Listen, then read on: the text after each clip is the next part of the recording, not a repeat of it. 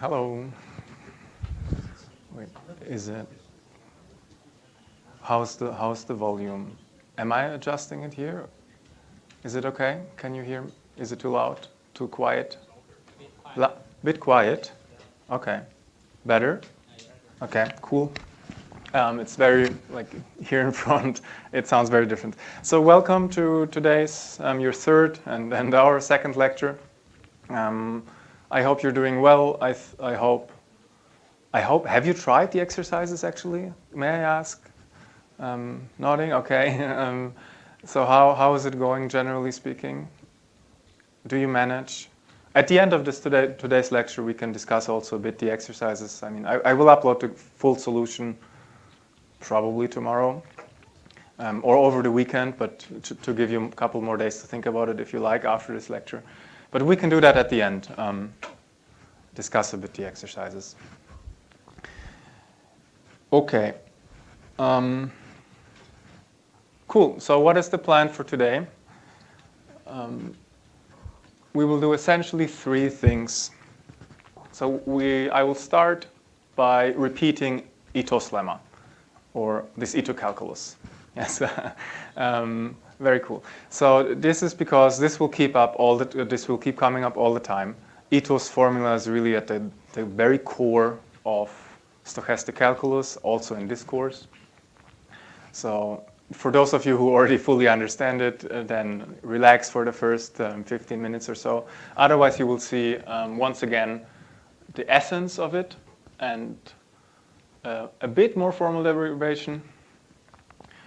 Continuing with like stochastic calculus, I will briefly again discuss SDEs, like Brownian SDEs, which we have already seen, but in a bit more detail. And again, also that I think in other courses in this program you will also see it, but it's really one of those things. It's so essential. It doesn't matter if you see it once too often rather than once too little. Right. Eventually, I will talk briefly. So the point is not on the slide about models that pay dividends.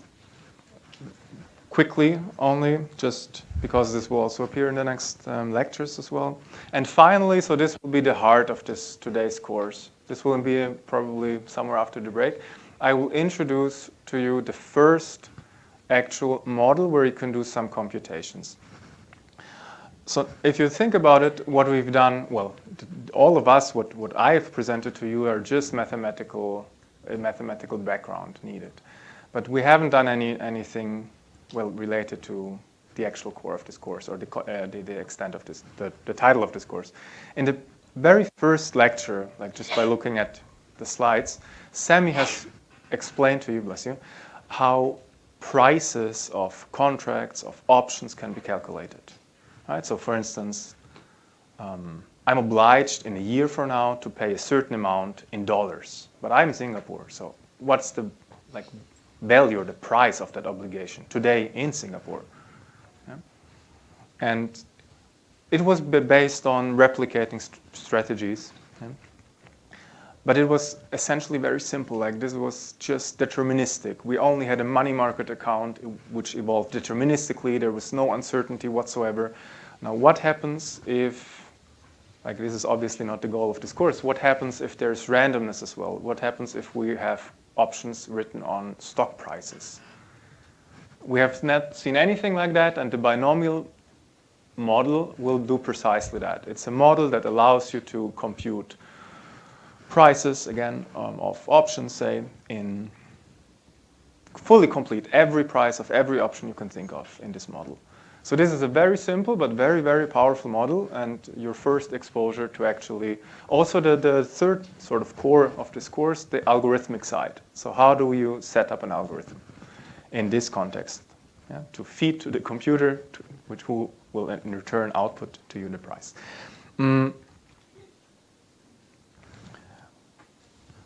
Okay, so that's the program for today.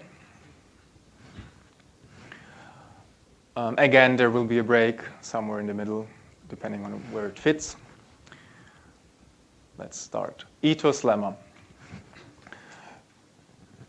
as I said, this will keep coming up, especially already in the next lecture. You will really be, I mean, you need to be familiar with this. The Black-Scholes model, the Black-Scholes formulas, they are fully based on ethos lemma. If you don't understand ethos lemma, I don't know if I made that like sort of joke last time, but I'm not going to do that obviously. But like if I would wake any one of you up in their sleep, you should be able to write down ethos formula. Yeah. So this is what I was told when I learned this stuff, and that's sort of how it actually is. So it's not so complicated, but really remember it. I will show it in a second. But now, okay, to recap what stochastic calculus or ethos formula is about is the following. So if we have traditional calculus, again going back to high school, essentially, we have a function g that depends on two states, x, or two variables, x and y. Yeah. Then if I want to understand how g infinitesimally changes, yeah, so maybe this is time, this is space, then I only need to consider it the linearization of the problem. For small time steps or for small changes, the first order differential is a very, very accurate approximation of the changes of g. And more generally, like if this function g now depends on, again, two inputs, but those inputs themselves depend on, say, time, yeah, then this takes the following form. So the difference or the differential in g will be of this composition will be the differential in the coordinate times how much the coordinate itself changes. So if x doesn't change at all, of course, this will be 0. And the whole derivative will be 0, but if this x as a function of t is very volatile, then also the derivative of this composition will be very big, of course. Okay, so that is also all well known, but the issue is that if we want to apply this for Brownian motion, then we cannot do it because Brownian motion is it's not differentiable. This thing here doesn't exist. Yeah. And actually, okay, so actually the idea that we had last time is that in fact, so this here, I can also write like this. So g, let me just do it now for one variable, g of x plus epsilon is g of x plus epsilon g prime of x plus epsilon squared g prime prime of x 1/2 plus some term epsilon to the 3 plus some term epsilon to the 4. So let's call these higher order terms. Yeah. So it's just a derivative, it's just a Taylor expansion, and you see if epsilon is very small, then this term will be extremely small compared to this term. Hence, for locally, really all the higher order terms, they don't appear in this formula. Now, ethos formula relied on the stochastic integral. So to state ethos formula, we need to know what the stochastic integral is.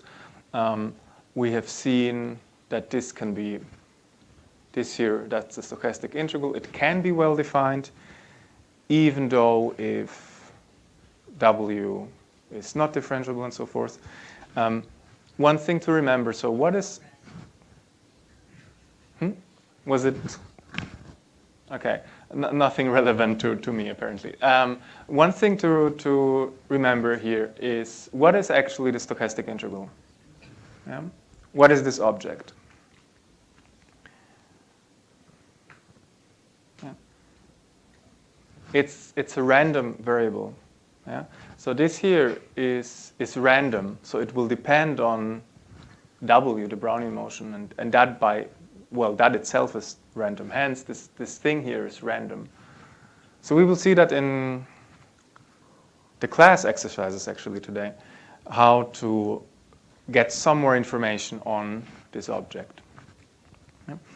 But yeah, so it's defined using a Brownian motion. Brownian motion, it had essentially two properties. The first one was that the increments are Gaussian. So if I think of t as days. Like then the value tomorrow minus the value today will follow a Gaussian, a normal distribution with mean 0 actually, and a certain variance. The variance is just like 1 unit in this case. And the important bit was also that increments are independent. Yeah? So the interpretation is very, very natural in finance if you think about it. It just means that actually like the whole knowledge of the Brown. So if I go this is the past for you probably. If the whole knowledge of the past doesn't tell me anything about the difference of the values from tomorrow to today.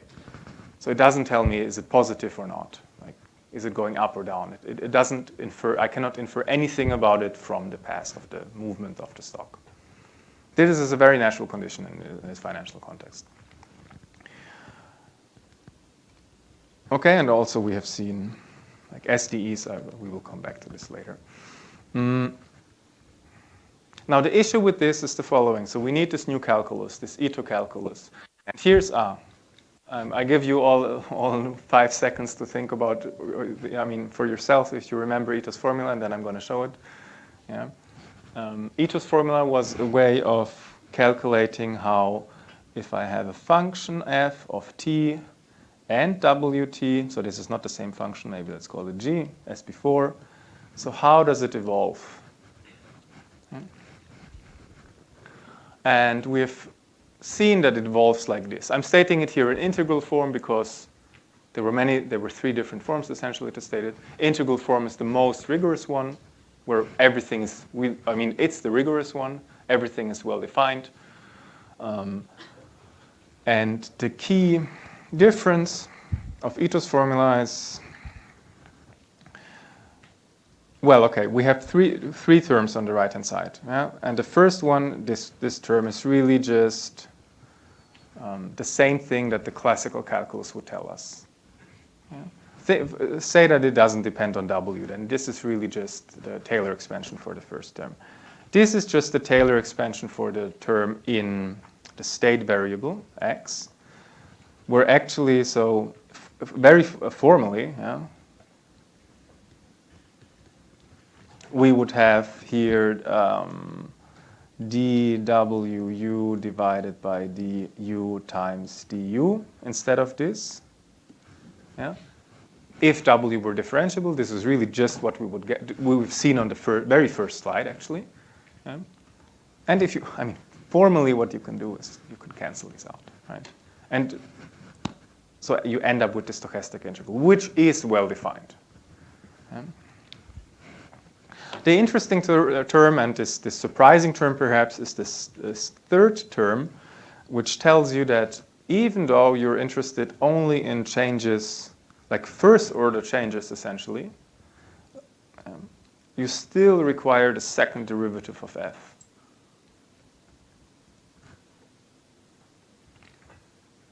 Yeah, so this is the new term.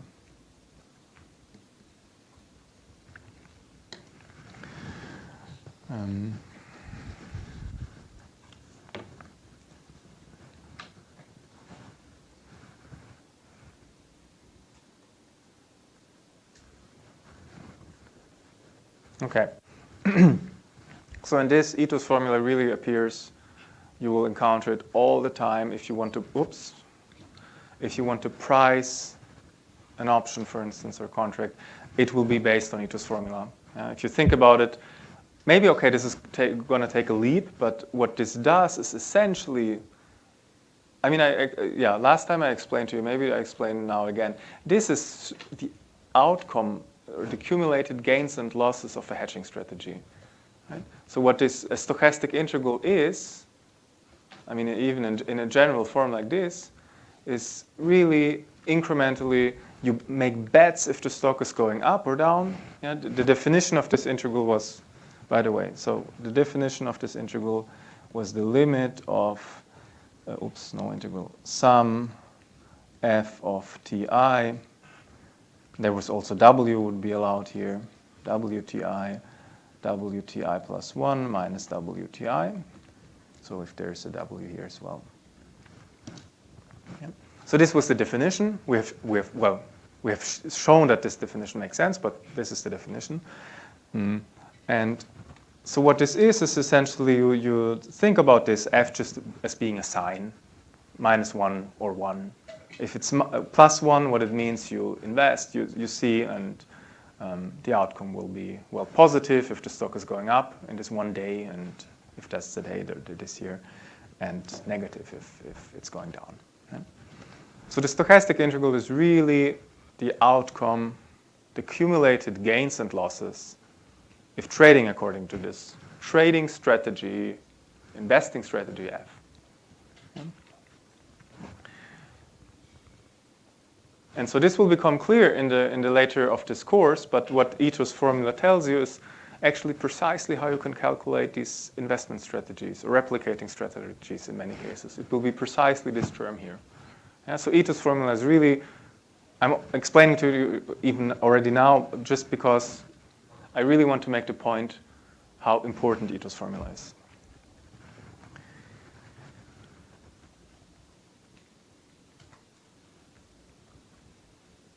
Good. So what I'm going to do now, next, in 3 slides, is I'm going to give you a more formal proof. Last time we had a more intuitive proof. This time I will give you a more formal proof, but you see actually it's based on, well, exactly our intuition, but that can be made very rigorous. There's only one detail I will probably wipe under the carpet, but we will see. Okay. So how do we prove Ito's formula? Yeah, I mean, just because I'm writing it, it's not wrong. It's not automatically correct. So how do we prove it? And the first step is the following. So we take a fine grid. Okay, now this here is called capital T, I think, because otherwise the small t's would be a bit hard to distinguish them. So what I do is I do a fine grid of this partition. And maybe T, so 0, this is T1, and this is Tn. This is T2, this is T3. You tell me if you can see it, right? And also in the background. If I should write bigger, you tell me.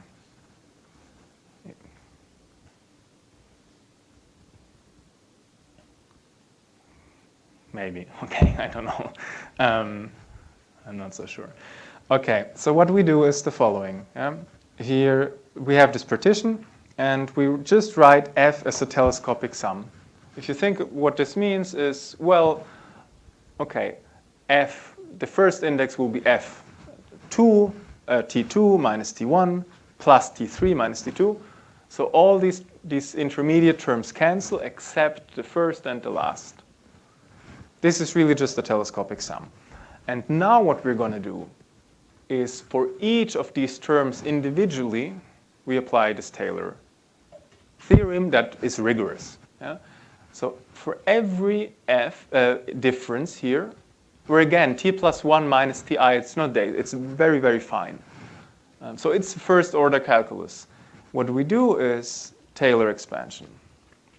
So we have this first term plus terms that are of the order at least time increment squared.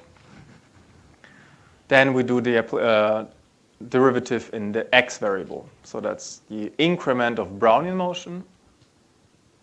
Second Taylor derivative, this is the sort of new bit, times time increment, the Brownian increment squared, plus terms, well, which will evolve this guy to the 3 and so forth.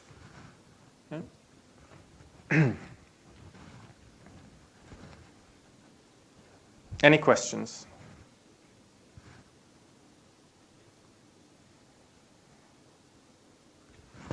So this here is really, there's nothing stochastic going on. This is really, I have a function depending on 2 variables. I linearize the function. That's the definition of the derivative, essentially. Okay, so now again I plug all of that into, so I plug this expression here into my sum, and what I obtain is this. Yeah, and I separate the sums.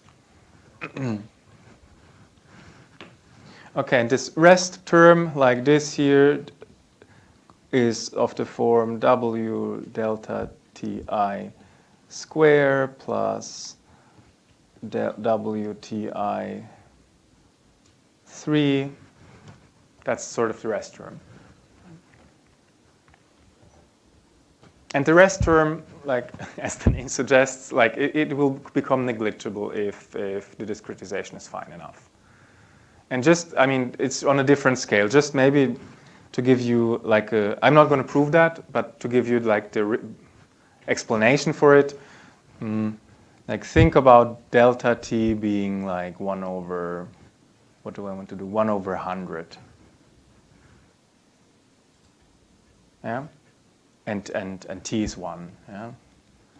So what I have here in that case is 1 over, or maybe I can do 10 actually, I don't need 100. I have 100, and the sum here is 10 summands. So sum I goes from 1 to 10. So this will be 1 over 10. If I do 1 over 1,000 maybe, I will get 1,000 divided by 1,000,000. So you see, like the finer, the smaller the increment in time gets, like the smaller this sum gets. And the same also happens with this term, which we have seen formally, which behaves like delta t to the 3/2. But this I will explain in the next slide again. Okay, so this rest term disappears, and as the partition goes fine and fine, and we have essentially to deal with these three integrals. And the first integral, and I claim actually that the first two we know precisely how to deal with them. The first two is just that the first is really just the Riemann approximation of an integral. If you go, well, if you try and remember how the integral is actually defined, even in school, it's by this Riemann approximation. So here maybe again, let me draw. Let me draw the picture. We can come back to this later again. So what this is I have this partition here. It's just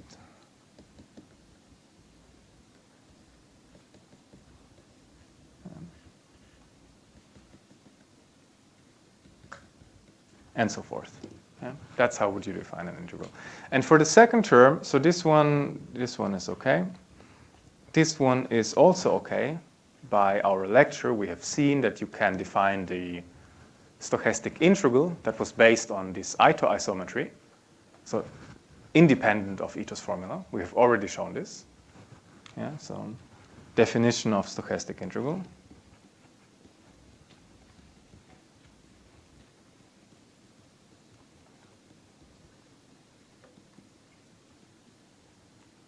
Existence proved based on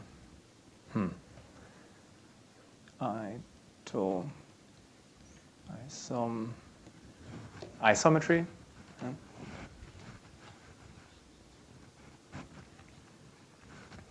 And all that remains to show is that this last term that we had in the sum converges to this deterministic dt integral. Yeah. And some of you are not looking happy again. So this was the expression plus small terms. This term converges to dt. This term converges to the stochastic integral. Ito's formula tells us this should converge to, again, a dt integral. And that we have also essentially shown. I mean, not essentially. We have almost really shown it. So the reason is simply that this here really behaves like dt. yeah, in expectation, and higher moments. Yeah, so that means it really fluctuates accurately around dt as delta t, and that delta t goes finer. It really, really approximates it more and more accurately. And then it's again, if you replace it by delta t, it's really again the definition of the Riemann integral. Yeah.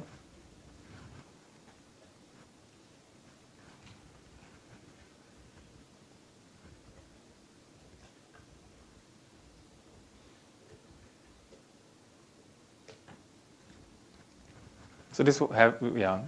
This here we have done last time. This was the calculation involving expectation of d, I think it was called. Yeah.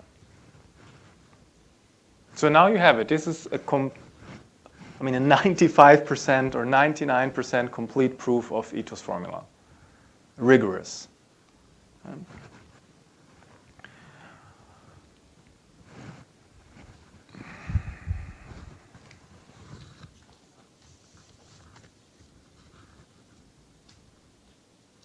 Okay. Any questions?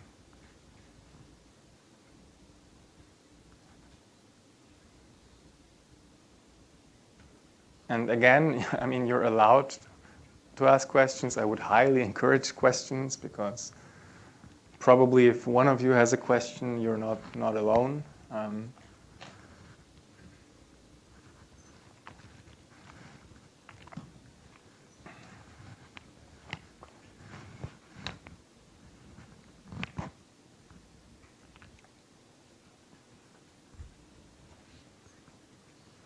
But if it's clear, great. Oops. So what are examples? So this was the class exercise last time also. So I'm not sure if you had time to think about them. But what are those, coming back to the question I asked you at the beginning about the stochastic integral, what is the stochastic integral precisely? What can you say about it? Yeah? And maybe actually I should spend 2 minutes confusing you, okay? So take, in stochastic, when you're dealing with stochastic integrals and stochastic differential equations in particular, yeah, you will find two, so if you have equations like this, yeah, dw is f of t y dw. That would be a stochastic differential equation. Yeah? And for those differential equations, there are various concepts of solution. If you have a normal differential equation, there's a solution, there's a non-unique solution, that's it. Yeah?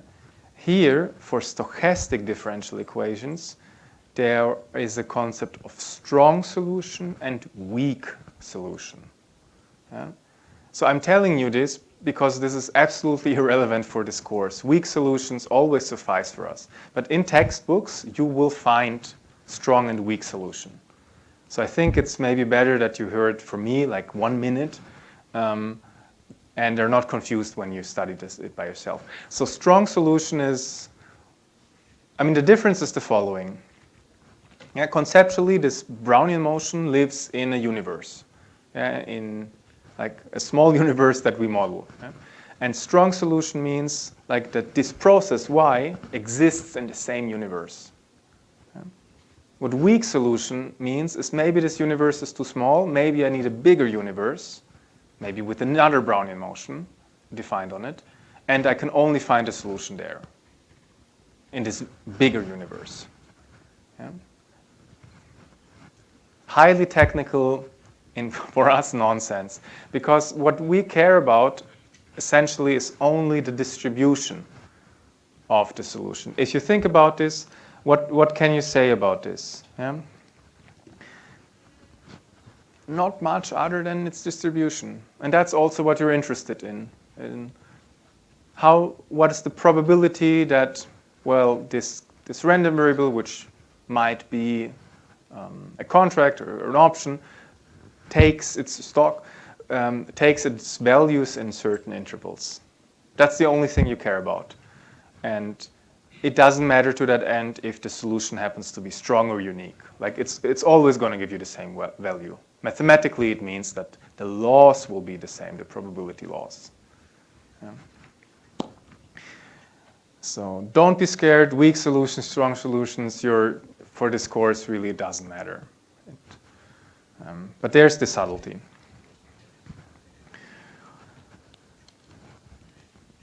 Okay. Also, actually, I already gave the hint. So actually, I'm gonna not write down the full solution. I'm gonna upload the full solution to this examples again within the next days. But I want to give you a chance to figure this out by yourself as well. Yeah. But what actually, well, the first tip I already told you, like it only depends on the distribution. That's the only thing that you care about. And we've already seen, or I've already told you that the stochastic integral, if I have a deterministic function here, has normal distribution with mean zero and variance, that function square integral squared. Yeah. So that's the solution to this first exercise. Yeah. What you could do if you wanted to is prove this fact. Yeah. And how would you prove it if you were interested? And the disclaimer, I mean, I'm not going to ask anything like that in an exam. Yeah? No, prove whatever properties of Brownian motion. But if you were to prove this, then how would you proceed?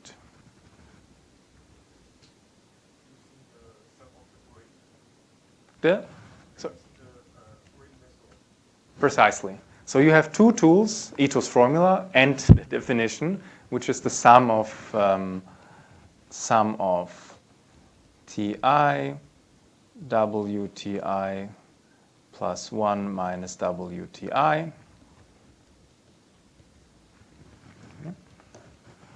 And now you need to remember, like if you have normal distributions that are independent, you sum them, it's again a normal distribution, the variance sums up. That's the solution, and then you take a limit. That's the solution. Yeah? That's how you prove that if you have a function, the stochastic integral of a deterministic function, that it's normal distributed with precise like mean zero and square variance. Yeah. Okay, so for the second exercise, you could do the same. Yeah. Is it going to be normal distributed?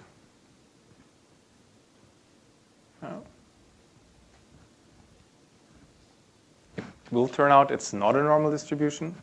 Yeah. I mean, a priori, there's no reason a priori why it should be normal distributed, and it really isn't. One approach would be do precisely the same thing here, but with like WTI. That's just the definition. Yeah. It could be clever to use the other tool that you have, which is Ito's formula. Yeah?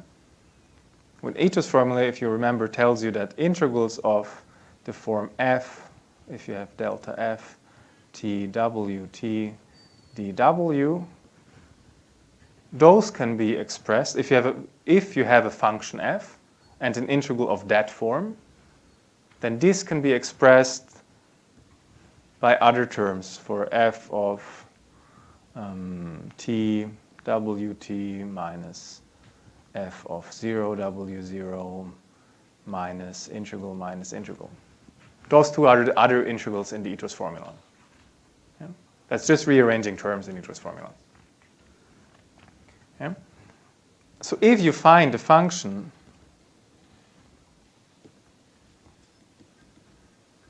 for which delta f x t x is x, you're in business with Ito's formula. Ito's formula tells you that now this integral, of the derivative will be precisely that integral, and it will give you potentially simpler expression for the integral that you can analyze.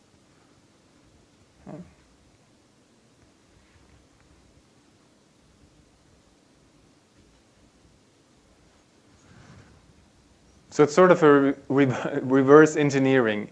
You have a target function which should be the derivative of your original function. Figure out if you can find that original function. And in this case, we can, right? Anyone wants to share the solution?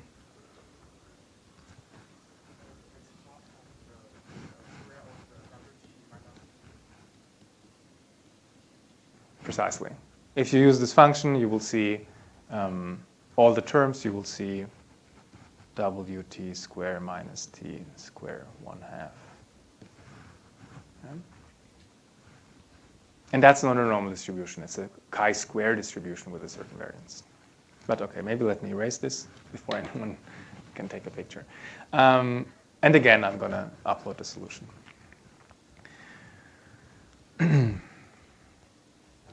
OK.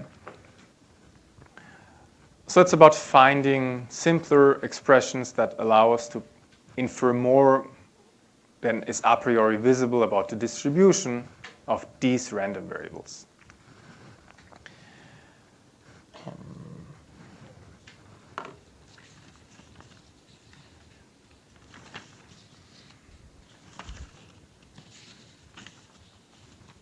Oh, I think I wanted to say something else again. So any questions so far, by the way, for this exercise?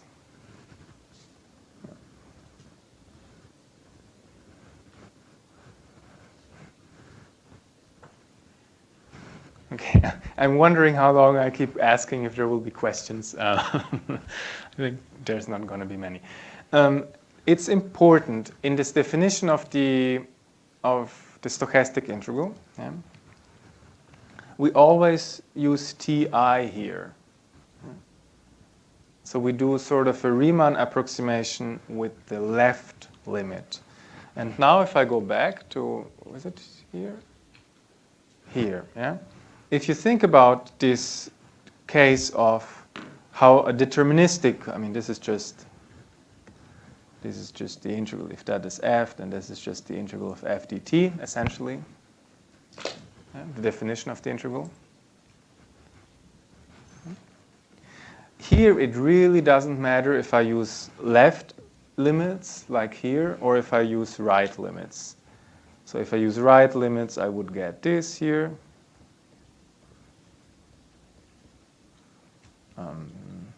Here, I would actually get the same, OK? Just by, yeah. So here, it really doesn't matter, because the function is continuous, so left limit, right limit is going to be the same thing. Yeah.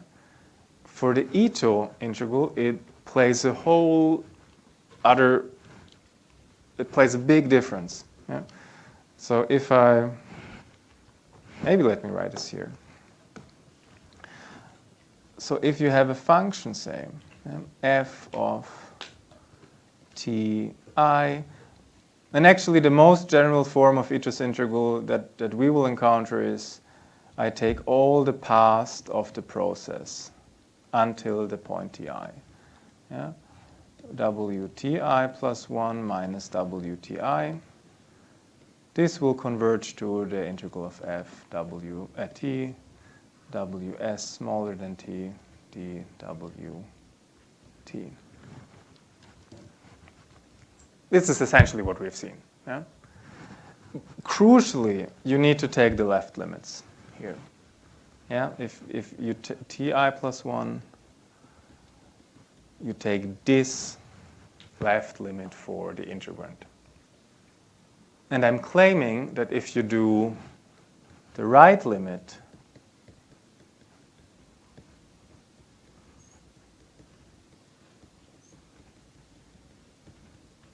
again, same time difference at Brownian increment,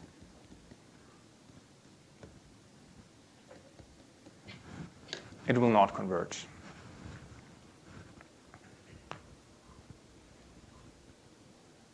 Is it any guesses? Like if you're very fit mathematically, you will see where the proof breaks down. The Tower property will not work that we've implicitly used. But any other ideas why it will not converge?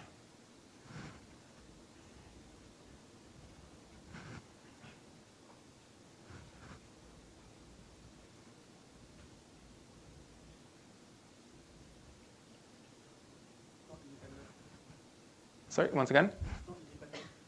It's not independent, yes. Precisely, yeah, that would be the mathematical reason, essentially.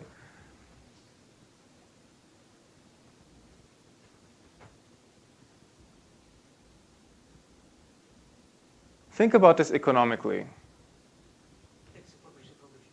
Yes, precisely. So if you think this is tomorrow, this is today, yeah? And as I explained to you before, think about this in this course as hedging or investing strategies. Yeah?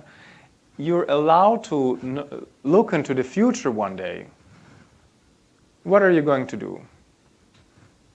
For instance, bet whether this, I mean, if you know that it's going up, the increment, you will buy. If you know it's going down, you will sell. So intuitively, it's very clear that you can make infinite profit. Yeah? And for instance, really, if you can take, for instance, here, the sine of this increment. So this would, for instance, give you the sum of absolute values WTI plus 1 WTI, which we have seen as roughly or the square root delta TI, which will, that's an infinity, an ugly infinity, which will converge to infinity. If I get finer and finer increments.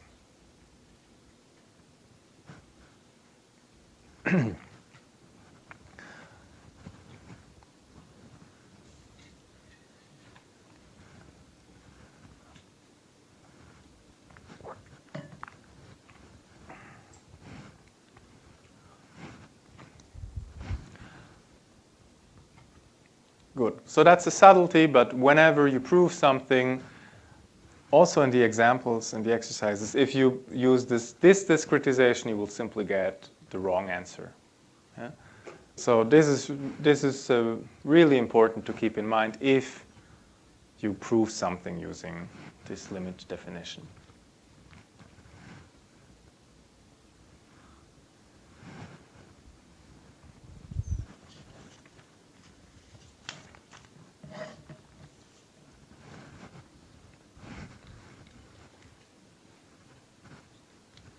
Okay, SDEs. So let us briefly discuss SDEs. We have seen 2 SDEs so far, I think. The first one was the exponential SDE, the exponential Brownian motion. And so what it does is, okay, we have seen 2. One is the Brownian motion with drift. One is the exponential Brownian motion with drift. What the exponential Brownian motion does is it measures changes relative to current state. Yeah? So if you forget this second term, so formally set sigma to 0, there's no volatility, there's no drift, there's no variance,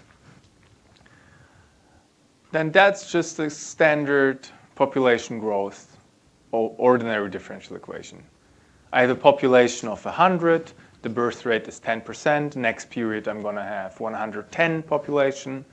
If the birth rate is the same, in the next step I will have 121, essentially, rounding population and so forth. So it's an exponential function, essentially one of the equivalent definitions of the exponential function if you want. And what this sigma here does, it adds noise to it. Yeah. Actually, it even makes sense in this population dynamic model. So it's used there frequently as well because, well, maybe the growth rate is a bit lower in certain years. No? Maybe the environment is more hostile. That is reflected in adding noise to the differential equation. Yeah. And so yeah, in our course, this will always be called volatility of this SDE, which, I mean, it's a Black-Scholes model, of course, yeah, just to state it. And we have seen already, we have derived the solution to it. And naively, you would expect that the solution doesn't, the solution to the ordinary differential equation is just exponential mu t. And naively, you would expect that there is just mu t plus sigma Brownian motion. But we have seen that it needs the second order correction term.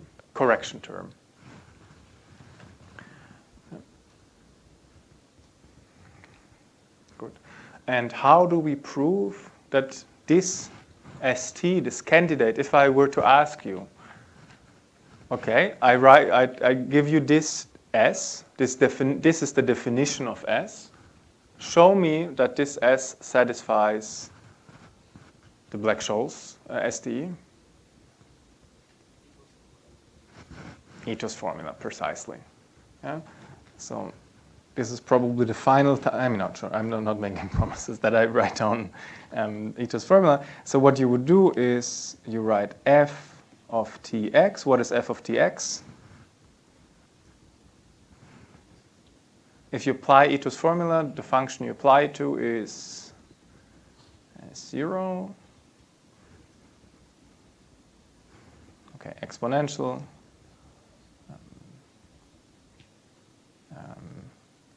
Mu minus 1/2 sigma squared t plus sigma x. That's going to be the function. And you verify that d f of t wt is precisely this. So s t is then f of t wt, and you verify.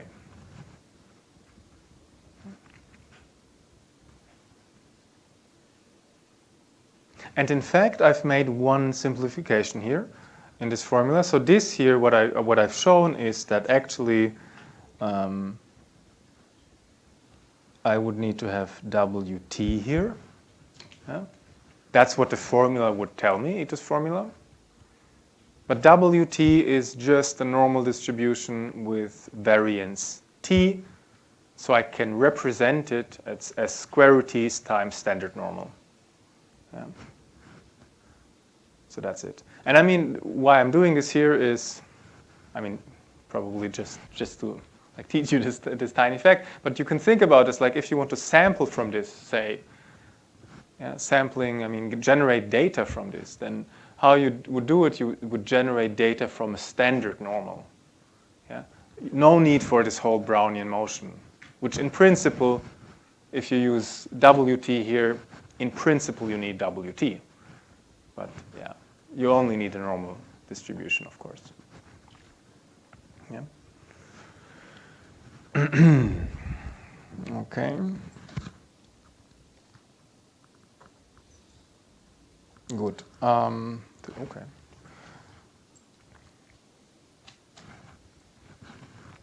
Now this is a good model for, or used to model relatively stable stocks,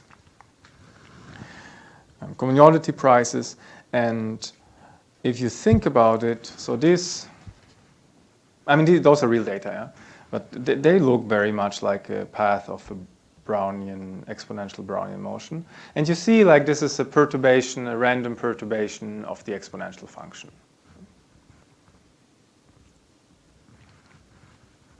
It's always positive, by the way, this Black-Scholes SDE, the solution to it, by definition of the exponential. You see that not from the SDE formulation, but from the solution. And it also, by the way, makes perfect sense for this model to have exponential growth. Yeah? Economically. Why?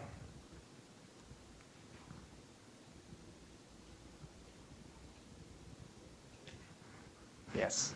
So if you're a long-term investor, if it would have anything smaller than polynomial growth, not exponential, you would just put your money in the bank, right? Okay, so that was the log normal SDE. Then there's the Gaussian SDE. So here it's not relative. Before we had Wt here and here. Now it's in absolute values. The solution here is simpler. There's actually no need to do a solution. It's just that's the definition here. If you do dt of that, then that's precisely that. Again, modulo this rewriting of the Brownian motion at terminal time.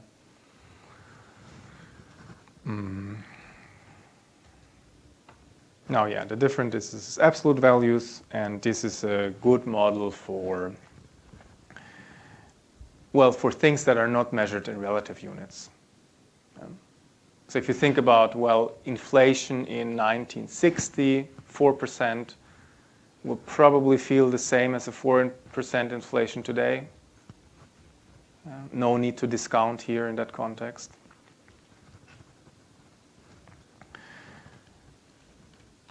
Okay.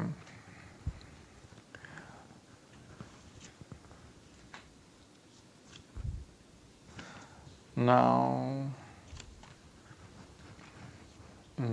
maybe one word like of warning. I mean, or rather, one sentence in favor of critical thinking. Like, obviously, if you think about this, Brownian motion can also get negative values. Yeah. I mean, here, so this will take negative values with small probability, but it will take negative values. Typically, these things maybe don't take negative values. Like in Austria, a couple of years ago, we actually had negative interest rates, like tiny amount, but like that's very, very uncommon. So all of these models are really just simplified versions of reality, same as for the Black-Scholes model, that turn out to describe reality relatively okay, but at the same time, like it's also clear, like this world is not described by 2 parameters. You cannot fit this complex world in just drift and volatility, regardless of how your model looks like. So always be mindful that all these models have their flaws. Yeah. Okay.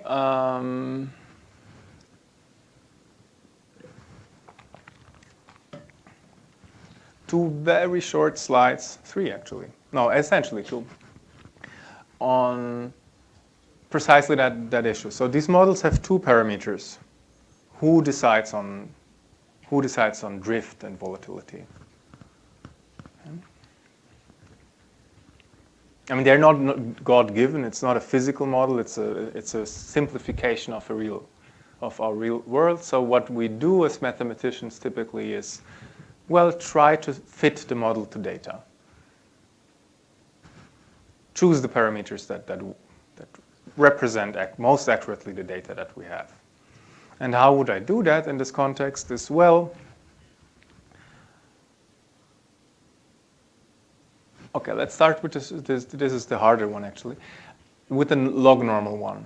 So what I know is, to that end, let me extend a bit. So we need one mathematical, simple analysis, one calculus, one mathematical, well, fact, which is the following. So if I have the log, that's x, that's log of x. Yeah. So log of x is very, very nonlinear. It grows very, very quickly at 0. It has a singularity. Then it's essentially bounded, almost bounded. It grows extremely slow, like log 10 to the 10 is 10. So it grows extremely slow. But yeah, if you compute log x, a log of 1 plus x, this is roughly x if x is if x is very small. So what it means is here, it's really the identity almost. The first order approximation of the log at 1 is the identity. And I mean, of course, you can see this by the differential at log at 1 is, I mean, at x is 1 over x. So this at x equals 1 is 1. Yeah. But this is a very, very, I mean, it's simple. It could be an exercise in school, but it's a very useful fact for us. Yeah. Because we will deal often with logarithms, often with exponentials, like the Black-Scholes model, and often if we discretize, we're in a setting where we have really a tiny time step, and then the exponential becomes linear. I'll write that down in a minute. And the log becomes linear. And so that's precisely what we do here. Yeah?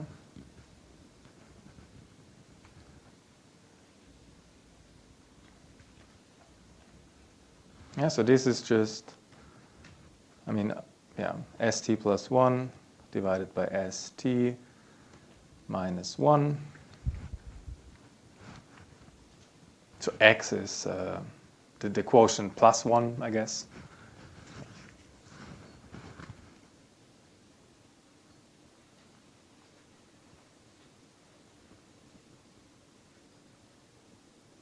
Some faces are not so happy, okay. So this here is 1 plus x.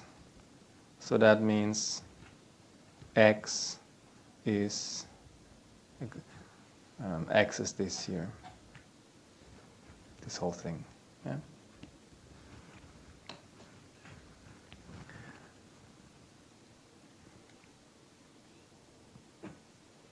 Okay, right? Okay, or not okay? Okay. No one shook their head, so I'm not it. Okay, so what does it mean is, well, this here is really a discretization of now the log normal SD. So I know that this here is st plus 1 divided by st is, well, roughly mu d delta t, delta t, plus sigma delta w, roughly. That's the definition. And those are independent. That was one of the two properties of Brownian motion. Increments are normal distributed and independent, crucially. So that's this. The second part is this normal distribution. So I know the distribution of this guy. Plus, I know that all of these are IID, independent. So I have independent, identically distributed data. I can do statistics. Yeah. To estimate mu and sigma. Now,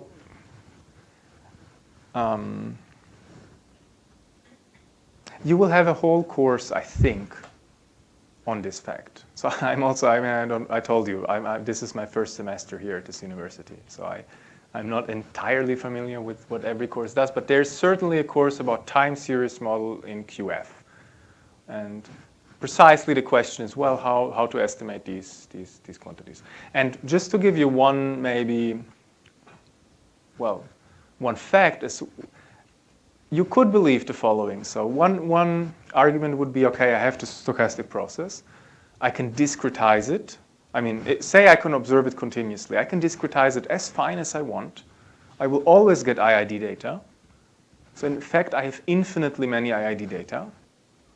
So in fact, if I have infinite data, I should estimate mu and sigma precisely. Any ideas where this argument goes wrong? Because that's not true.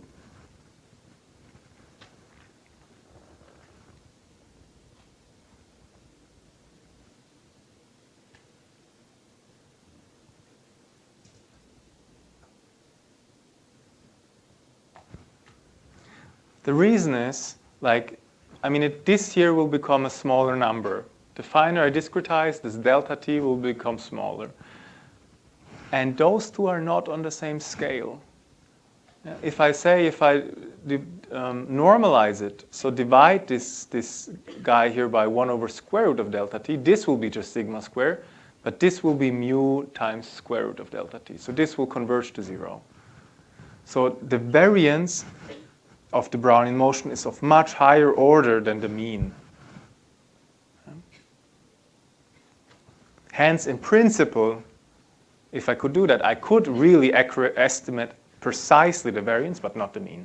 Mean estimation in this context of time series is much, much harder than estimating the variance. But the mean, of course, is the more important thing. Like, you know, nothing in life is free, and that's one of the things. Right. So, but yeah, in principle, you can do statistics. The question is how to optimally choose the windows, maybe do kernel width estimators, and how to choose the kernel width and so forth. But yeah. And yeah, one thing, well, okay, what you've done is you've estimated the mean for a tiny time increment. What you need to do, of course, is blow it up to be not daily return, but like annually return. So normalize it by 365, if that's your discretization of a year, for instance.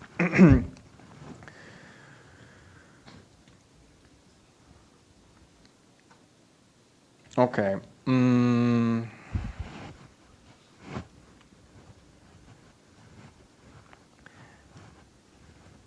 I will give you the dual of this approximation because it makes sense to do it here, even though we will need it after the break.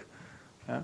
But still, so the same inequality. So this is an important inequality that you should, I mean, at least remember that there is such an inequality that you can look up. Yeah? The second is the dual to it. It's for the exponential. Yeah? The exponential is certainly not linear. It grows up crazy fast. It goes to 0, but the same thing. At 1, it's almost linear. So if you have e to the x is roughly 1 plus x if x is very small. So we will also use this all the time. If you have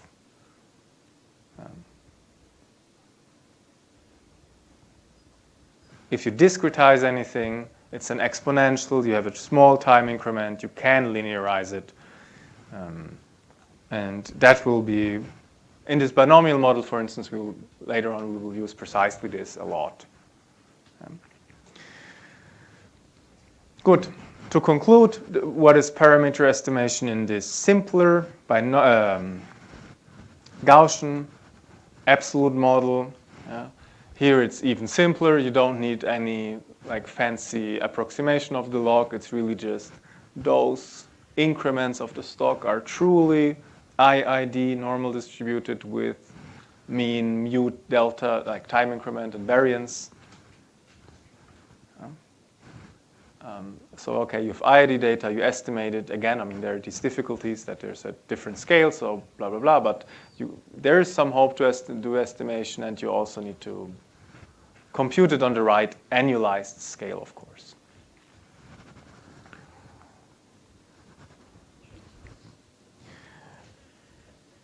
Yeah.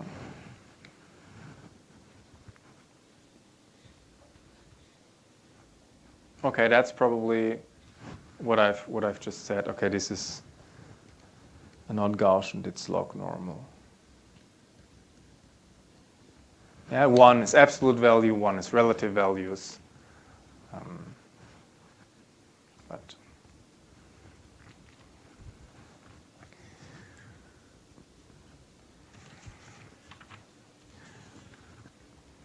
so now we have a choice. Choice 1 is we do a 10-minute break now, where you can do whatever you want. Or choice B is we continue 5 slides with dividend models, and after the break go to binomial model. Any preferences? Take a break. Okay. Cool. Then see you in 10 minutes.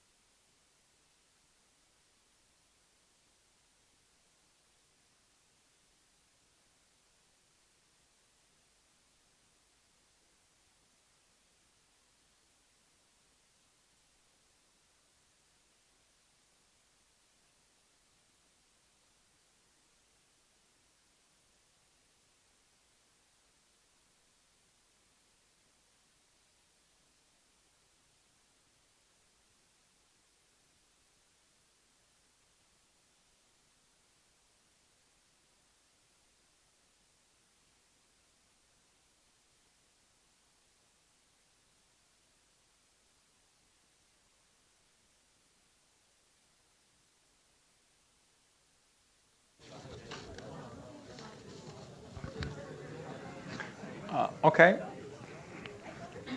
Back to our lecture.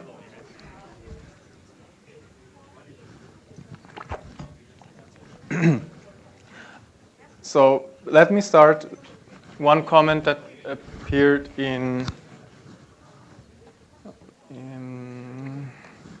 the, you can't see it so well now. Like this slide is now on. Anyone knows how to turn it off? It's that one. Okay. Let's see. Okay. It does something, not what we wanted.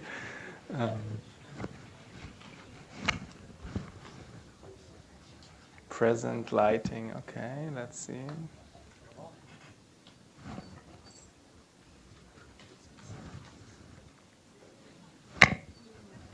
It's okay, no? Okay. I think it's a balance between making this visible and you not falling asleep if I turn the lights off. Okay. One thing that was mentioned in the break, so this here, what I did here, is really like the reason was like to explain you if you want to simulate it or so, you can just simulate the normal distribution. Of course, like this holds for a fixed t. It's not like that this expression holds for every t. It's just like at maturity, yeah, you want to simulate it, you generate normal distributions. But of course, otherwise, as we said, like you need the Brownian motion there. It depends on t. Okay, so that was maybe confusing, but really it's for fixed t at maturity, not for all t. Good. Very briefly, equity, the dividend models. So they will appear later on in this course in much more detail. So I will just very briefly discuss them here. So why dividends? Many stocks. I mean, almost all stock pays some dividends. Not all actually, but many. Maybe let me ask you a question. Yeah? So say that you have two stocks. You're an investor. You have some money. You want to invest it. You have two stocks, stock A and stock B. And they're the same almost. Yeah, there's no reason for you to think that one performs better than the other. They very much look the same. From our mathematical point, they're the same. Stock A is paying dividends. Stock B is not paying dividends. That's the only difference. In which one would you invest your money? Stock A or stock B?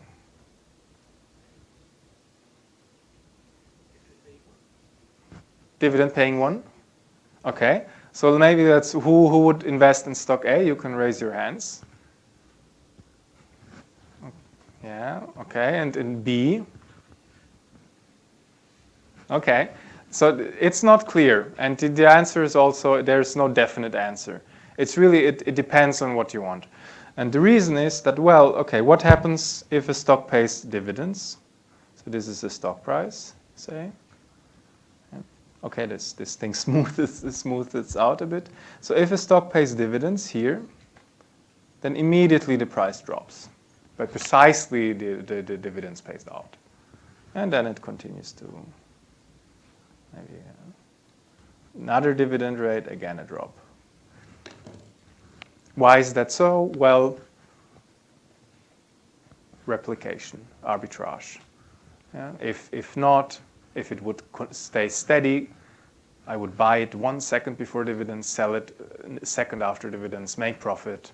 In a second, the stock will not change that much. So I will make profit. So now, what, however, happens, like if you're an investor that is, now as I said before, it depends on your preferences. If you want some form of, well, cash flow, like in principle, if that stock grows, like you're getting richer on paper, but that's nice, but maybe you need to pay rent and maybe you're in retirement and you want to get some income. That's why you prefer dividend in that case. Yeah? But otherwise, it's the same thing. And if you're an investor, and that's going to be our model often, is that you immediately reinvest. Yeah, you really believe this stock is very cool. I'm betting my money, all the money that I can invest in this stock, I want to invest. So I get dividends, I reinvest them immediately, and so you see this picture. Yeah. So there's no wrong answer here. A and B are both, like, investing in both of them is fine, depending on the reason that you're well investing. And right. Okay, so how to model this mathematically? There's the stock price, there's the dividend, there's the wealth process. That's just the sum of how valuable the stock is and how much dividend you have been paid. And if you buy S, well, then you're invested in this bar S. And the mathematical formula now, if bar S follows the Black-Scholes model, then the dividends typically is like a small proportion. Depending on the stock, a very, very small proportion. So I think Apple currently pays 0.2% dividends. It's a tiny number. Some other stocks are paying more, but that's Q. And so the wealth process, which previously was called bar, now it's called tilde, it follows the following dynamics. Remember, S tilde was just S plus D, so that's just the differential form or the dynamics that the wealth process follows. And of course, at time 0, no dividend has been paid, so it's the same value.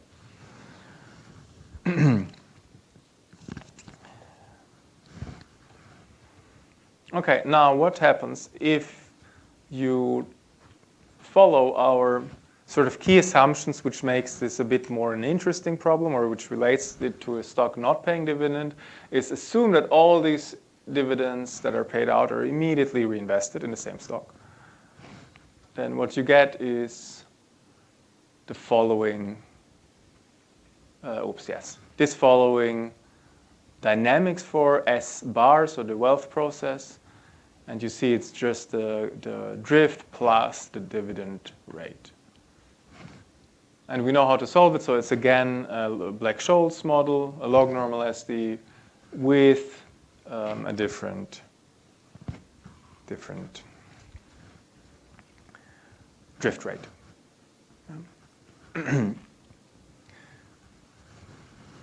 Yeah. So again, in this example, or in this dividend models, like typically dividends are not paid out every second. They're paid out like quarterly or annually, or yeah. But in these models, we make the same assumption as with the money market account to have like continuous formula where we have these toolkits that these are paid out immediately, continuously, always. If you're not assuming that, that's a different form.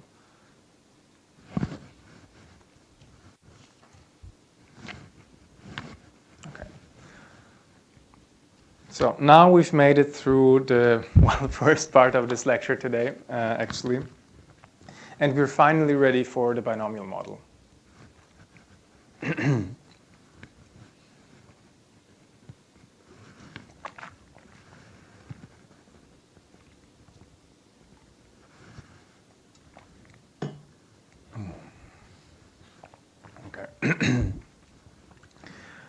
So as I said in the beginning, this is, well, your first exposure in this course to a model where you can do pricing, where you can do hedging, and where you can explain all of the things, exotic options, where you can explain all of that.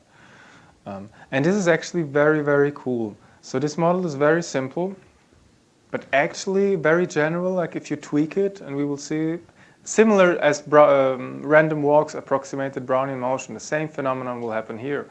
Like if you discretize fine enough, this binomial model will be a very accurate representation of a continuous model.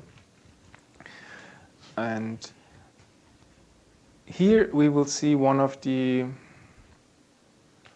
well, very cool and also surprising, actually, features of the general principles of mathematical finance, namely that this concept of hedging and replicating explains everything, and it will magically create a mathematical framework, yeah, that we didn't design, but it will come out of our analysis.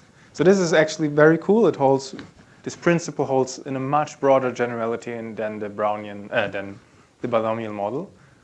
Essentially, in all models driven by a Brownian motion, where for those of you who have more math background, the reason would be the martingale representation theorem.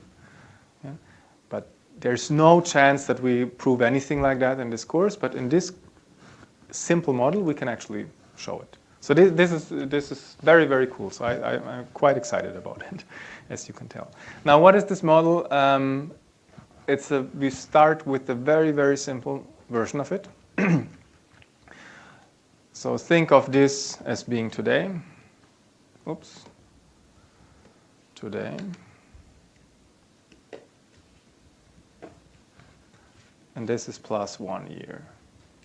Cool.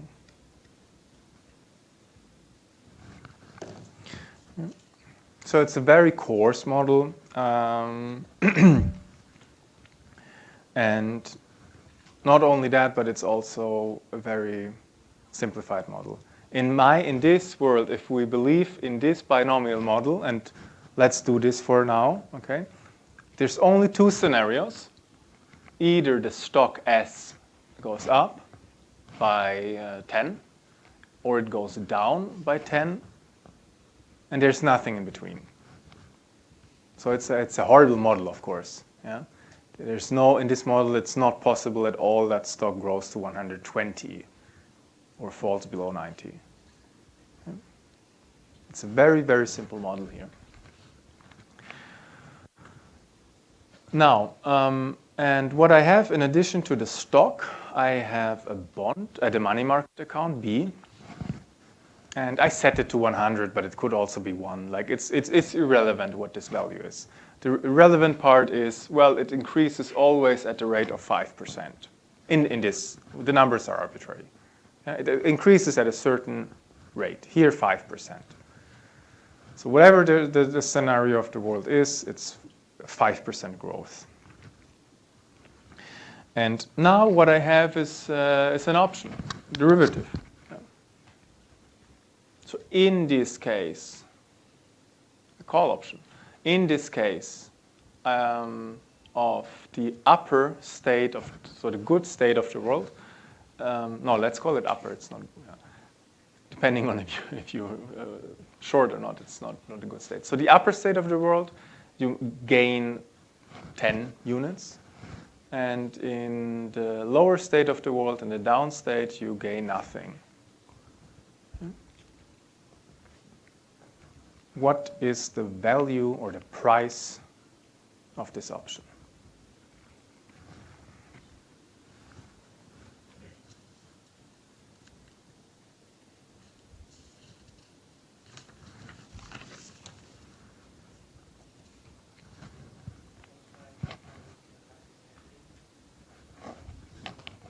Sorry, say that one.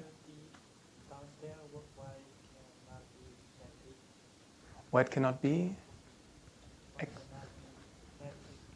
Negative. That's the option. Like the option is a call option. So I have a strike price 100. So VD is the value of the option in this state down. It's just 0. I have a strike price at 100. If it's the up state, I have, well, 10 plus 10. How do we value the price? I'm using value and price simultaneously. Sometimes probably it's not correct, but I will not be able to keep track. So what's the price of this option?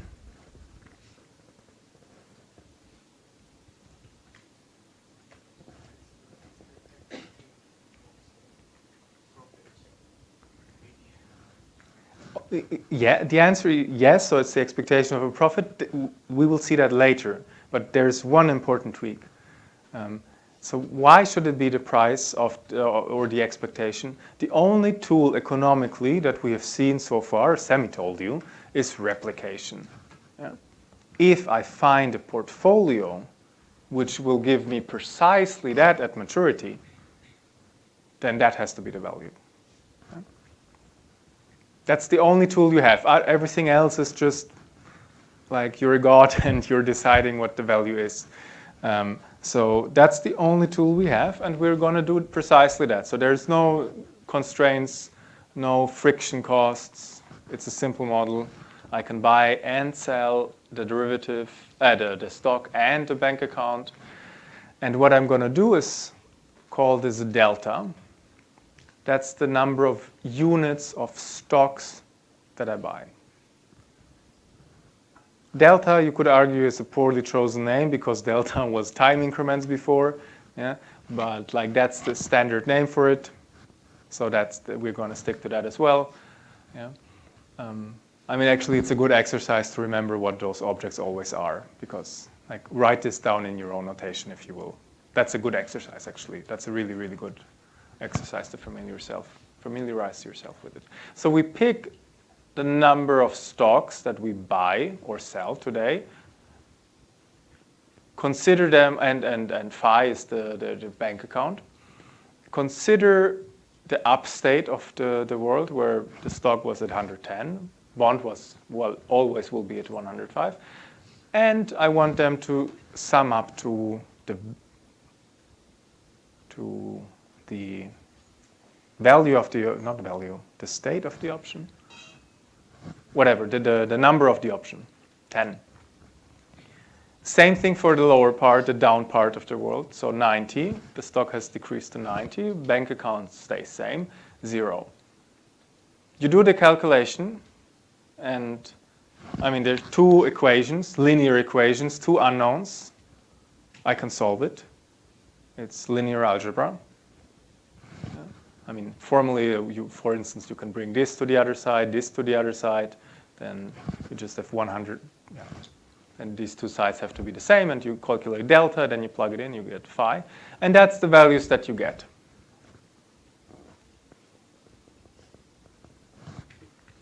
So what you do is you buy 0.5 units of stock, finance this by borrowing, and the price turns out to be, well, whatever this portfolio costs today. For these numbers, it's just 7.14.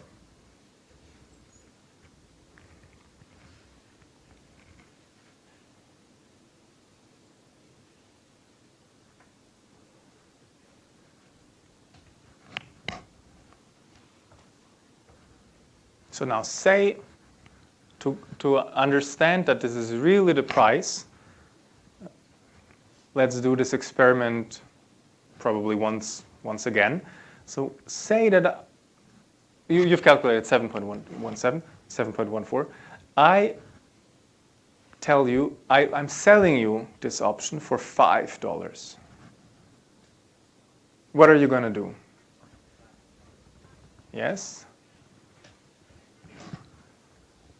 You build also this replicating strategy.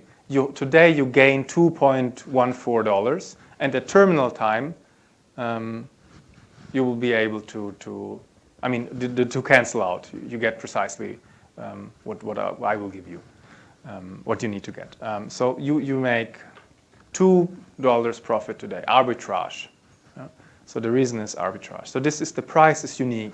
Same if someone would give you, well, if the price would be higher. You just reverse buying and selling. Okay, and interestingly, it's not the expectation of 10 and 0, which both happened with 50% probability. So it's... Okay, the fact that you can find these replicating strategies is, I mean, it's magical. Think about if my model would be more complex, if I would have more than 2 states, 3 states. It's already not possible. Yeah? So that's why this binomial model is, its simplicity makes this possible. Yeah? And the magic part that I, already told you is that all of this will also work like in this very complex Brownian log normal Black-Scholes setting. Yeah? But you can already see like that the proofs will be like vastly more complex. Yeah?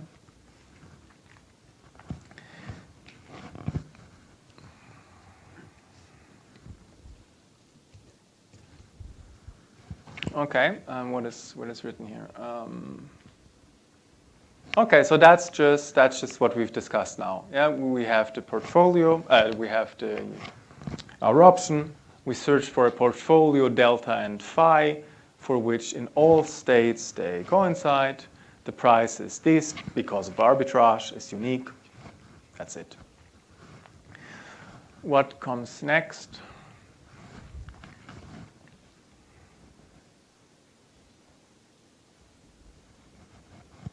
Okay, so this model, well, it was very, very simple. 1 year, only 2 states of the world in a year. Yeah. What is the natural idea to generalize this? Well, say that this is a model for a day, yeah, or for a second. Then maybe it's not so absurd that there are only 2 stages. And of course, you will get like a branching tree.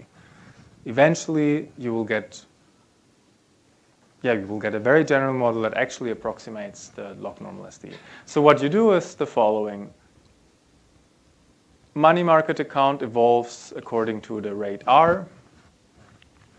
It means that on a small time step, it's essentially 1 plus R delta T, the increase.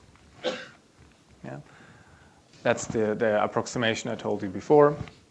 Then let us assume that S grows at a proportional relative rate. So U is in the up state, it grows by U, say U is 1.1 or something. It goes down by a factor of D, so D is, well, smaller than that for sure. And often you use this. In these models, often the choice of D is 1 over U, or U is 1 over D, same thing. Now, important condition when you implement this, or when you use this model, D should be smaller than 1 plus R delta T, smaller than U. Why? No arbitrage. Like, even if in the bad state the stock grows faster than the money account, I will just buy the stock and sell as much, finance it by the money market account. Yeah. So that's the condition, okay. And well, again, as before, you would typically fit the values of U to historical data if you implement this.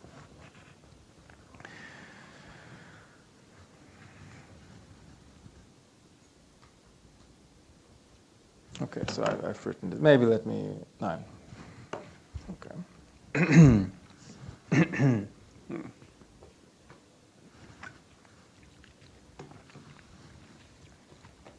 Okay, and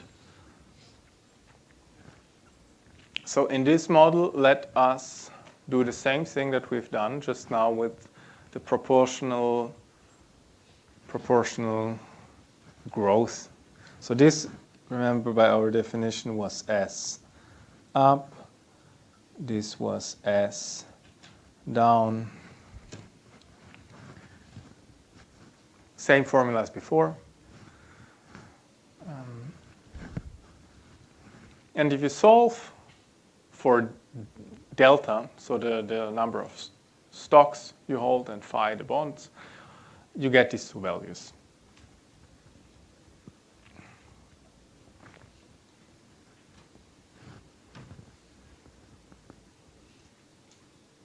Check for yourself. If you're, I mean, that's just again 2 equations. You find the solution. And so this is your portfolio.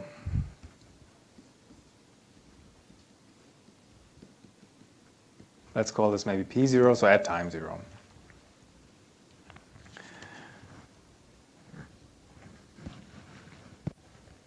Now, let's do the following. we have seen the price of this derivative is the value of that portfolio, the cost of that portfolio at 0. So that's V0, the value at time 0. Yeah. We just plug in the data, the calculations that we have just seen. And that was delta, that was phi, discounted, of course. And what you see now is maybe, so it's written here. Let us stare at this for a second and let's call this P. So that's really the first term here. Just for the fun of it, that's P. What is this term? It's just 1 minus P.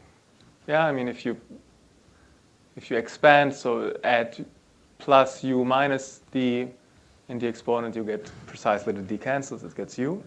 So that's precisely 1 minus p.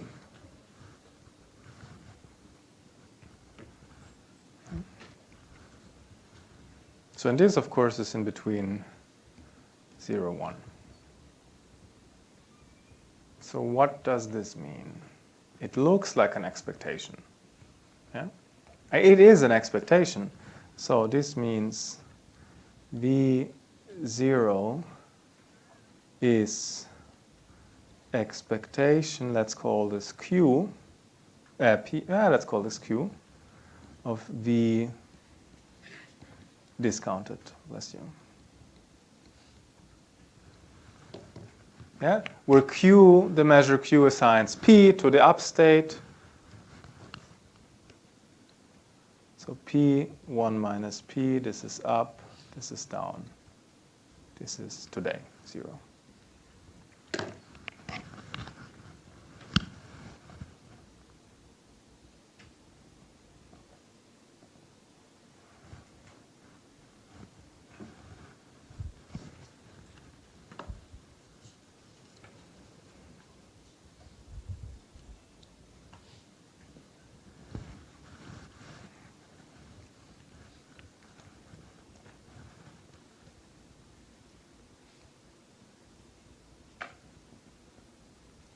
Okay, not all of you are screaming enthusiastically, so let me explain what that means again, because this is an extremely cool fact. What we've done is we've computed the value of any option V. Okay. And we've used only econ arguments, replicating. And what we were not set out to do anything like that, but what we have achieved is that the price is actually the expectation as suggested, the average values at future dates, but with the different probabilities. So I'm not taking the probabilities in the real world, I need to adjust them, and then it's just an expectation. Okay. And computing the price is as simple as taking an expectation under this model Q. That was just a byproduct. We didn't, that was not our intention somehow. Yeah? But this came out, and that's very, very cool. This is called the risk-neutral probabilities, or risk-neutral measure. Yeah, it's always called Q. So maybe this could be Q as well, actually. Let's call this Q. No, let's stick to P. The notes in the next slides, it will also be called P. But yeah, this measure is always called Q, and that's the result that we have. Okay, and the option can be, well, okay, in one period, options cannot be too exotic, of course, but like this, in a very general setting, this can be a very exotic option. Now, one period, we have analyzed one period.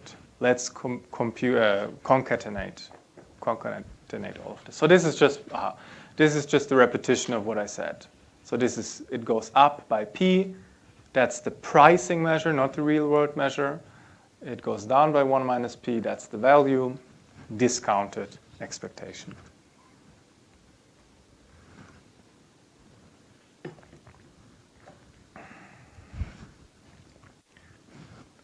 we repeat it. Yeah.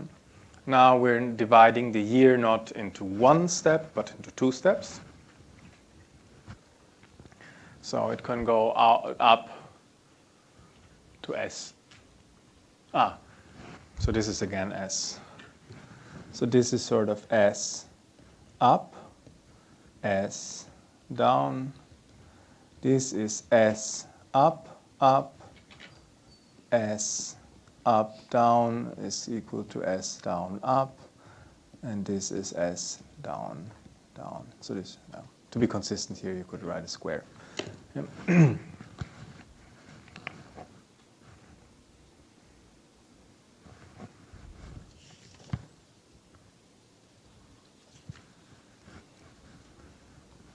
Okay, obviously what you would do is repeat this, make it finer and finer and finer. For instance, in a year, do it to days. So you would have 365, a very, very fine tree. So you will get a very fine tree.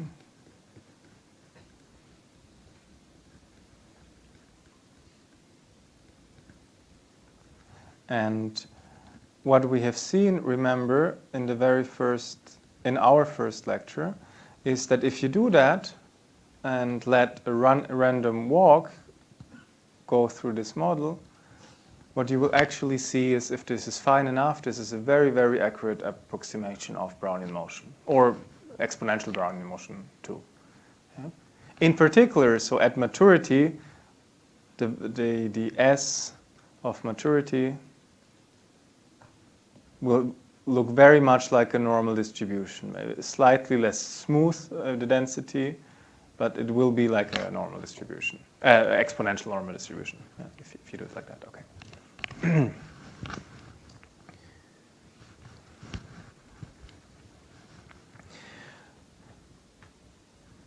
Mm-hmm.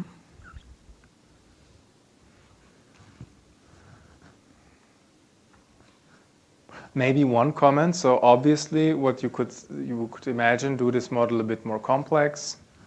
Why does it need to combine all the time? So why do these two nodes need to go to the same node? Why can I not have like something like that? Any ideas? Okay, the hint is the computational complexity. Yeah. Suppose that you have a node, it splits, then splits again, and there's no, like this recombines here. Yeah? If it wouldn't recombine, I would have two, then each parent would have two children, each child would have two children themselves, and so forth. So in 365 days, there would be 2 to the 365 nodes, which, yeah, it's more than the atoms in this universe. So it will be very hard to implement that. So this recombining feature is very useful. Yeah? But it's a thing that we chose in our modeling, of course. Okay. Yeah. So and that way, yeah, if we have n sort of n time steps, 365 time steps, this model grows at a computational complexity of n squared. So this is, I mean, not linear, but also reasonable. Good. So what you do, what you get is, if you want to compute the price, or one approach to computing the price, at a certain stage u, so in this two-period model, u is either here or here. Yeah, so okay, it's written here. Yeah. For instance, the value at this upper node will be just given by the risk-neutral expectation by these two upper nodes, just as in the one-period model.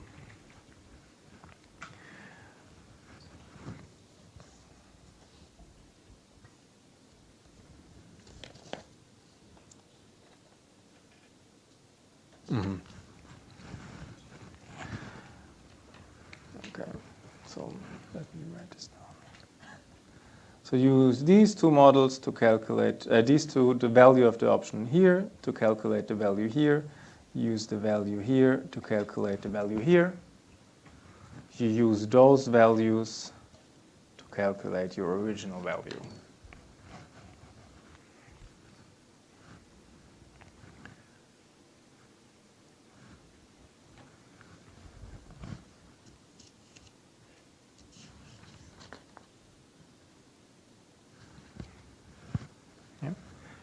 Mathematically, this is dynamic programming. Because in principle, I mean, to know V at some node, I need to know the V at the future nodes. So this is dynamic programming. Yeah? This is what this slide says. So it's a recursive problem. In order to know at 0, I need to know at the up and down state. In order to know it at the up state, I know. So this is the notation. F just means a sum function of these values. It's actually this risk neutral expectation, but if I were to write this down here, this wouldn't fit on this formula. So it's a function of these two values. And those are these recursive problems. Yeah, Fibonacci sequence, if you want. That's the simplest recursive problem. In order to calculate the n+1, I need the previous. And dynamic programming is, what did I want to say? Dynamic programming is like essential tool in computational math. So I'm not sure if some of you have already seen it. Like if you've studied CS, of course you have seen it. Otherwise, it's not so clear, but it's really an essential tool. Many problems satisfy this dynamic programming recursive nature, and the way to compute them is always using DPP algorithms. Yeah. In fact, I mean, there's an explanation why this satisfies the DPP programming principle, this pricing problem. We're not going to rigorously give it, but intuitively, what dynamic problems that satisfy dynamic programming principle, let me try to say this correctly, have the following principle. So in principle, what I could do if I want to compute the value of an option at maturity, and there are several intermediate steps, I could choose a portfolio that changes dynamically. I could decide on a portfolio that, well, given some state of the world, I will do that in the future and so forth. This I could do today and invest according to that portfolio. Now, a problem satisfies a dynamic programming principle if the following holds. Given I've chosen this optimal portfolio, and now some time passes, a half year passes, I'm traded according to my optimal investment strategy, and now I'm able to, someone gives me a chance to redecide. So it tells me, do you want to change your strategy to another one? And I will not, because that strategy that was optimal is optimal again. Yeah? So I've previously already decided on a strategy that's optimal, and that is precisely the strategy that is optimal in every state of this tree. That would be very intuitively the explanation when which problems satisfy this dynamic programming principle, but we will not prove this here because it will be just very messy. Yeah? But I hope you got the intuition at least. Yeah? If not, just take this as a definition. This makes also perfect sense to compute the price this way. Now,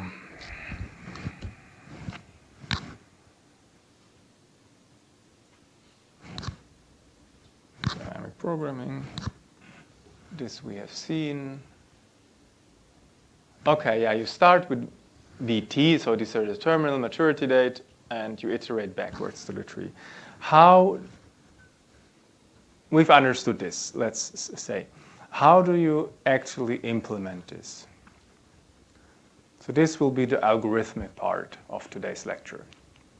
And coincidentally, or well, not coincidentally, but the next exercise sheet will have precisely that as an exercise. Yeah?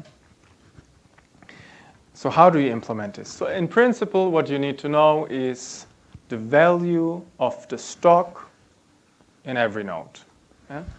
So what you do is you set up a big matrix. As it goes up, it goes down. It goes up, up, up, down, down square. I mean, it's the tree just in matrix notation. Yeah? So this will take up n square storage units, roughly. The complexity is n square, where n is, well, the number of days. Actually, n, well, more like n square half, but order n squared. And I will make a comment. So actually, sometimes it's possible to save some space. So think even now. You can think, do I actually need all these entries here? Turns out, sometimes not really. Yeah? So, but we will see this here. How do you implement the value function? The value function is again a matrix. You initialize at 0. So first, like this matrix is defined as 0. Then you fill up the last column. Those are the values you know. You know the value of the option if the stock price at terminal time is, this corresponds, remember, to the up state. So it only increased, it decreased once, and so forth. So here you know that's just the function that you have. You know these values. Yeah, and you iteratively fill out all these values according to this rule. Yeah? And that's precisely.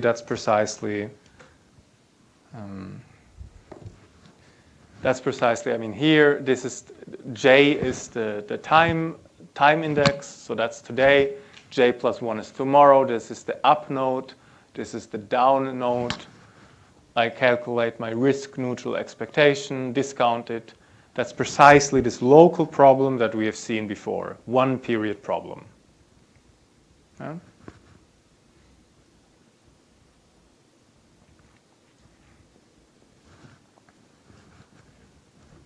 So this here is exactly, where is it? This here is exactly that. Yeah.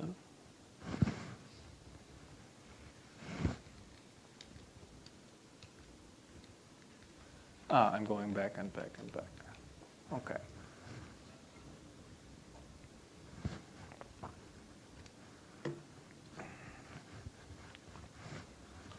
Now let me return to my question. Do we need the matrix S? Where do we need it?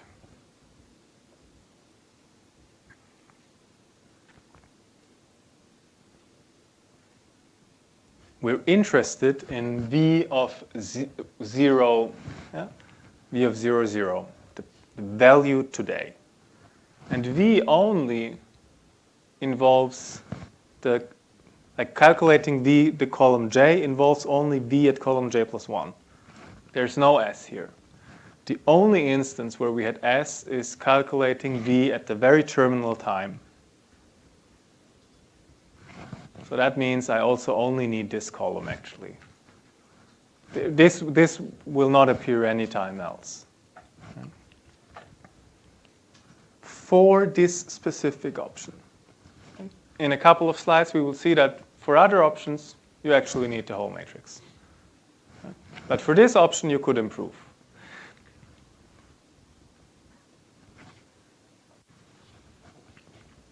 Okay, yeah, and in this general form, if we don't do any clever tricks, the complexity will be n squared always, order n squared. For V as well. For V, it will actually be n squared, order n squared.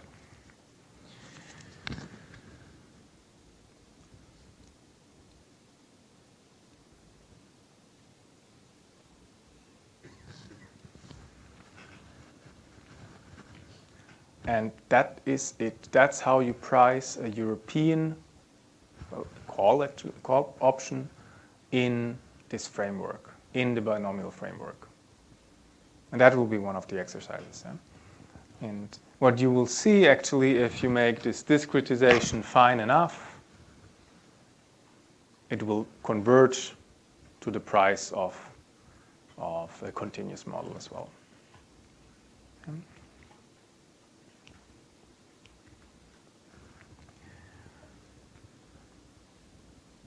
Yeah.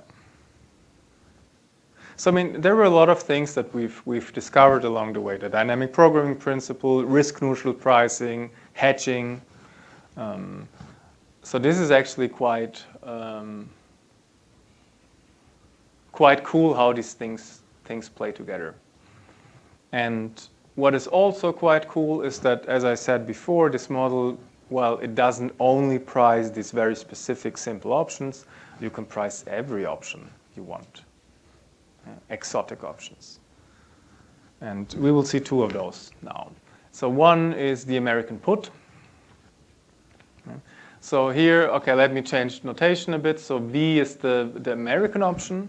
That is the one we're interested in, the value. Let's call V tilde the European option that we had previously. V tilde is past, V is now the American option. So in order to compute the European option, what we needed to do is, well, iterate recursively to the tree. And for every state, I needed to know the value at upper state, lower state, future upper state, lower state. That's what I write function. Now, if I have an American option, it changes a bit. Yeah? So I need not only to know the value of the European part of it, I also need to decide whether I execute it or not. And I execute it depending on the stock price. Yeah? So it will be a function of stock price and value of the European. Yeah, it's a balance that it's a balance between exercising and not. So the precise formula will now be simply as follows. So that's the European value in this one period model. And I can exercise if I want or not. So you see, in this case, for instance, you need the whole matrix S. Because there's no way of saving the matrix in this example.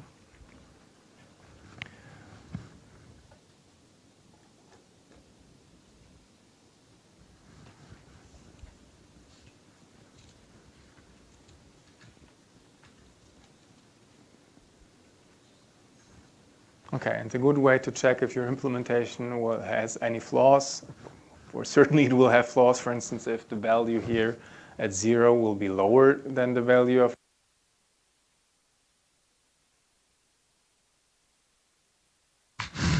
it's on, okay.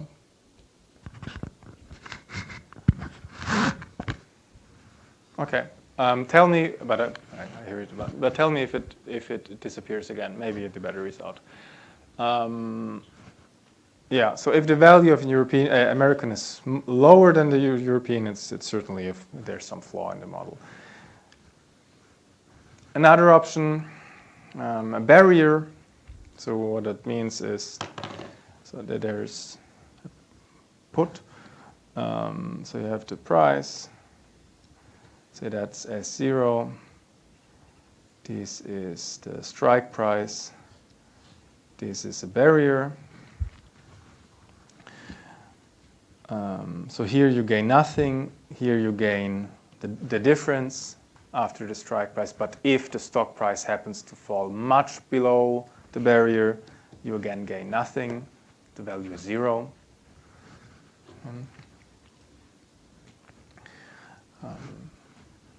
So for instance, okay, what happens if the barrier is larger than the strike price? What's the value of the option then?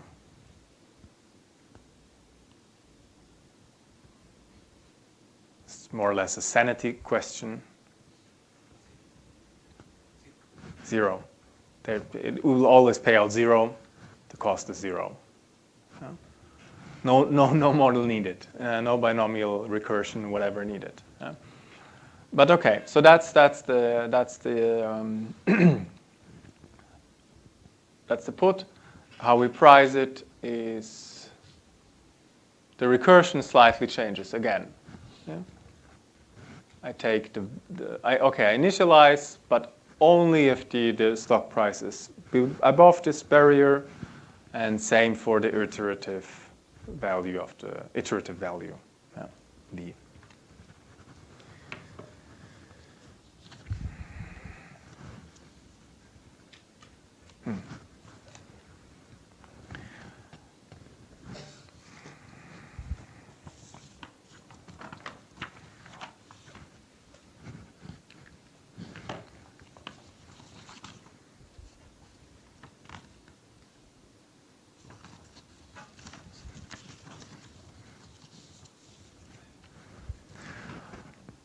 Okay, this concludes the material from today's lecture.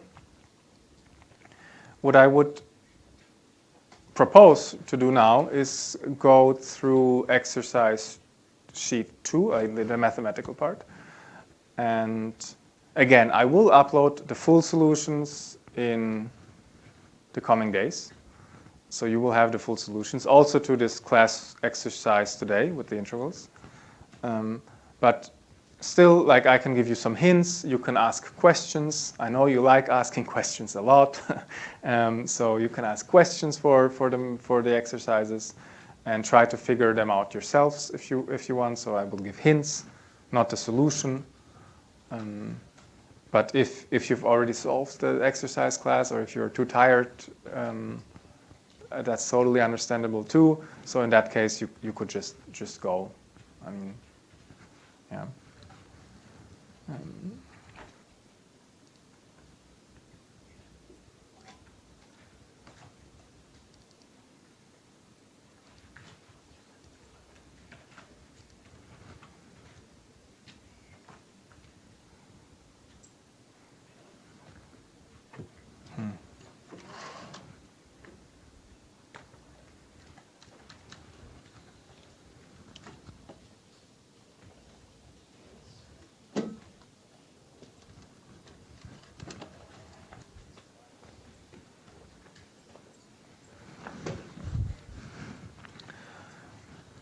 Okay, so first exercise. We have a normal distribution.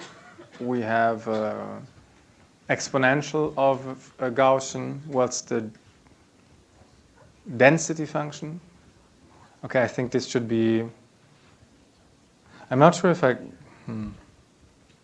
maybe, okay, here for the first exercise I can write it here. So what's the probability of y being smaller than some value v, or v. By definition, that's the same as the exponential of f is smaller than v. I can take a logarithm of both sides. So that's log v. This is the integral from minus infinity to log v, the density of x. And from this, you do some differentiation of the integral to get the density.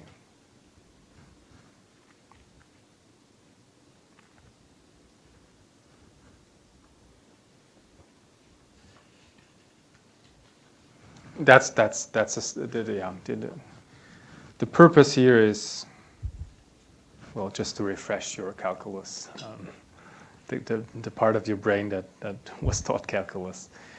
Okay, second question. That we have used in the lecture. If we have independent random variables, then the expectation factorizes. And we will not prove it here. I mean, you can prove it also for densities, because we've used it for the Brownian increments. Like non-overlapping time increments are independent, and we've used that especially last lecture in the proofs. Here, we will do it for the discrete random variables, where independence is defined like that. That's independence. Yeah? So essentially what it means that knowing Z has no effect on the knowledge of Y, if you want to talk about conditional distributions. And the way you solve it is, well, okay, you define X as the vector containing Y and Z. That's a two-dimensional vector. And you define f of yz as the product of y times z. So if you do that, then expectation of yz is just expectation of, by definition, f of x. That's x.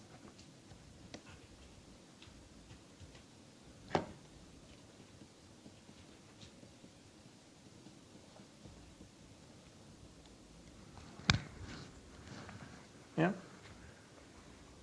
If you define f like that and x like that, that's just the definition.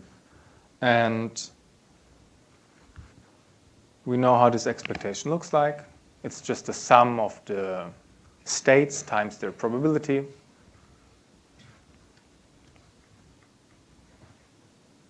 Should I give more details or not? Is it too simple, too quick?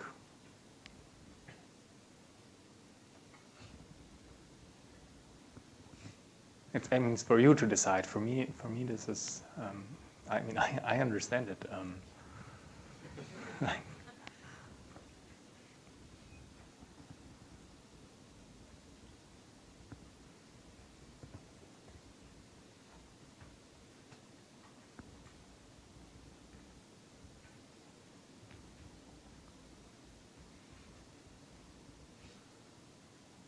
So what is the compromise to get you to react to anything?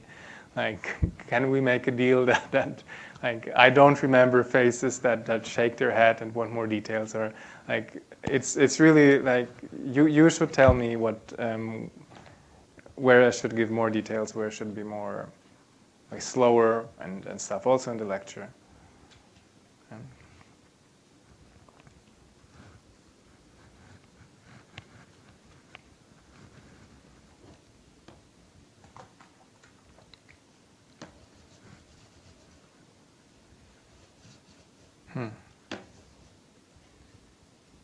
Okay. So yeah, you use the definition here and the definition of independence, and that will give you the result. Now, what is the differential equation now? By the way, exercise 2 certainly is not an exam exercise. Yeah? I mean,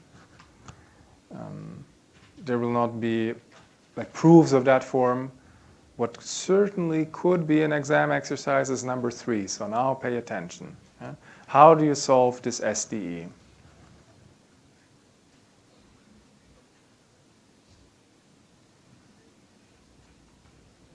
Yes, thank you. So Ito's formula, so that is f is yt is just, that's always the solution if you're asked to do things like that. So f of t yt for f of tx plus u is t minus x squared. Yeah. And what you do then is just Ito's formula.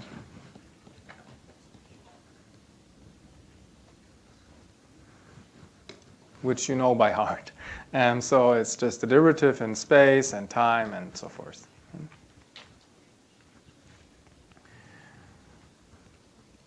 Okay, the first exercise is quite simple. We have solved it essentially today. So this here has a normal distribution with mean 0 and variance e to the minus s squared ds. Maybe calculate and 2s, not s squared. And that's the solution. I mean, yeah. You can rewrite this with Ito's formula if you want, but you will not get more. Like this, knowing precisely the distribution is all the information that you can hope for anyways. That's what we're after.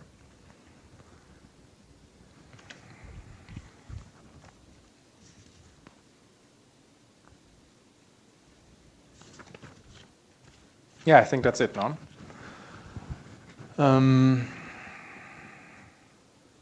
Okay, I will stay here for a bit, and if you have questions, come to me. And if no one comes, then I will also leave. But otherwise, I hope you have a nice week and enjoy your weekend, and see you next week again.